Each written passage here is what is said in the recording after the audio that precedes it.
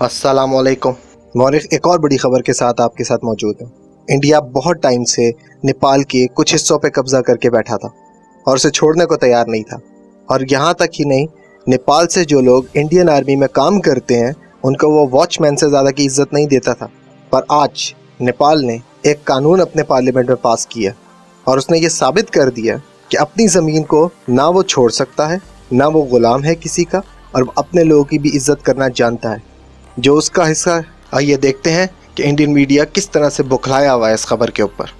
इस समय एक बड़ी खबर आ रही है, वो बड़ी खबर नेपाल से आ रही है। नेपाल में संसद ने उनकी जो बिल था, नक्शे का विवादित बिल, उसको पास कर दिया है। और इस बिल के पास होते ही ये बड़ी खबर इस समय की, नेपाली संसद ने विवादित नक्शे को मंजूरी दी। नेपाली संसद ने संविधान संशोधन बिल पास किया।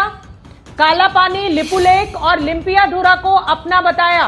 प्रणय उपाध्याय हमारे साथ जुड़ रहे हैं। प्रणय उपाध्याय, ये एक बहुत बड़ा फैसला नेपाली संसद ने लिया है। भारत के साथ संबंधों को देखते हुए ये अटपटा है, लेकिन क्या ये चीन की शय पे हो रहा है?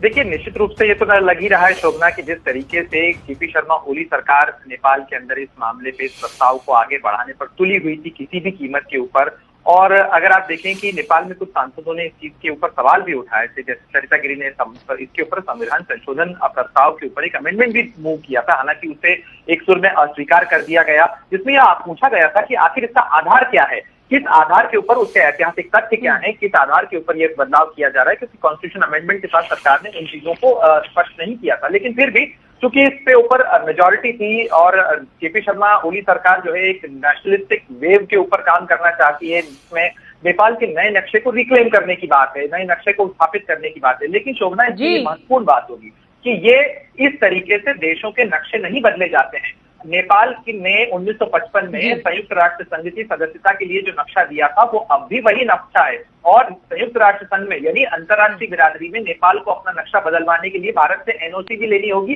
क्योंकि यूएन के अंदर भारत से पूछा जाएगा कि क्या भाई नेपाल जो नक्शा चेंज करना चाहता है उस पर आपकी कोई आपत्ति तो नहीं है। तो इस तरीके से ये मामला बहुत उलझा हुआ है। ऐसा नहीं है कि एक देश अगर अचानक से घोषित करे कि मेरी नई सीमाएं ये हैं तो इस तरीके से वो अंतर्राष्ट्रीय स्थापित हो जाता है। लेकिन ये बात जरूर है, राष्ट्रीय स्तर पर नेपाल की संसद का ये फैसला है और भारत कह चुका है कि वो इस मामले को सुलझाने के लिए नेपाल के साथ बातचीत करने को तैयार है। तो देखते हैं कि बातचीत की मेज पर भारत और नेपाल अब कब बैठते हैं।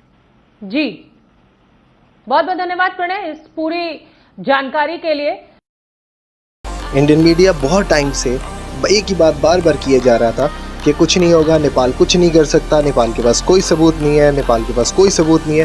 नेपाल ने साबित कर दिया कि अपना हक लेने के लिए सबूत होना ज़रूरी नहीं है।